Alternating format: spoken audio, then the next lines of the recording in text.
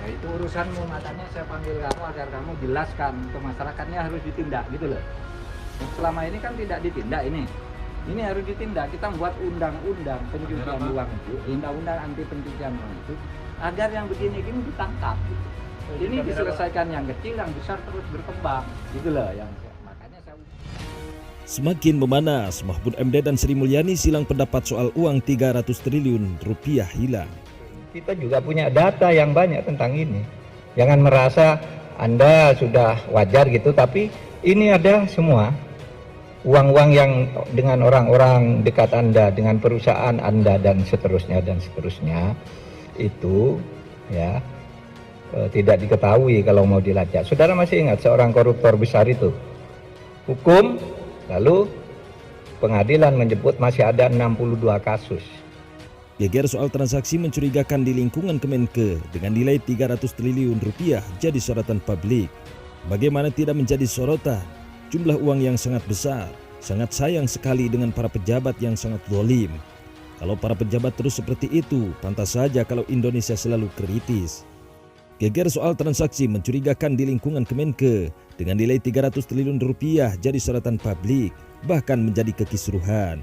Apalagi kekisruhan ini diwarnai perbedaan pendapat antara Menko Polhukam Mahfud MD selaku pihak yang meniupkan isu dengan Menke Sri Mulyani, pimpinan tertinggi pada lingkungan Kemenke.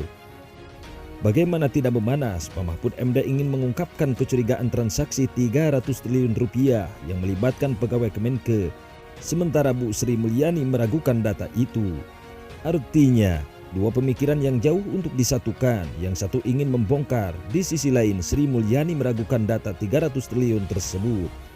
Artinya Sri Mulyani menganggap apa yang telah disampaikan Mahfud MD adalah bohong. Kami tetap menggunakan praduga tidak bersalah karena yang harus kita lakukan berdasarkan undang-undang. Nanti Pak Wamen dan Irjen akan menyampaikan laporan kepada publik mengenai hasil sesudah mereka melapor ke saya dulu. Jangan sampai lapor kepada Anda sebelum ke saya. Sama seperti kayak surat tadi, saya belum terima, udah di Anda semuanya udah dapat duluan gitu kan. Perlu dipahami, untuk mengungkapkan data tersebut juga penting agar tidak ada data yang dimanipulasi. Semua harus terang benderang. Ini jumlah uang yang sangat banyak. Uang sebanyak 3 triliun saja bisa membuat 3 stadion bola berkapasitas taraf internasional. Apalagi ini berjumlah 300 triliun. Kalau ini benar, tentu menyakitkan bagi rakyat. Menko Polhukam dan Sri Mulyani harus membuka secara transparan agar tidak ada yang dimanipulasi, agar tidak hilang kepercayaan rakyat. Jangan sampai ada upaya kong kali kong untuk menutupi jumlah uang yang sudah hilang, yang dirampok atau pencucian uang oleh orang-orang itu. Ini harus diproses, harus diusut tuntas. Rakyat Indonesia menunggu akan hasil dari kasus ini. Sementara itu, Mahfud MD membuka data uang 300 triliun yang hilang itu. Akan tetapi, Menteri Keuangan Negara Republik Indonesia Sri Mulyani meragukan data yang diungkapkan Mahfud MD. Urusanmu, makanya saya panggil kamu agar kamu jelaskan ke masyarakatnya harus ditindak gitu loh. Yang selama ini kan tidak ditindak ini. Ini harus ditindak. Kita membuat undang-undang pencucian uang itu, undang-undang anti pencucian uang itu, agar yang begini-gini ditangkap. Gitu. Ini diselesaikan yang kecil, yang besar terus berkembang. Gitu loh yang makanya saya umumkan. Gitu. Kami tetap menggunakan praduga tidak bersalah karena yang harus kita lakukan berdasarkan undang-undang.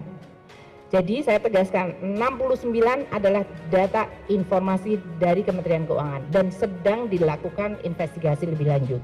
Nanti Pak Wamen dan Irjen akan menyampaikan laporan kepada publik mengenai hasil sesudah mereka melapor ke saya dulu. Jangan sampai lapor kepada Anda sebelum ke saya.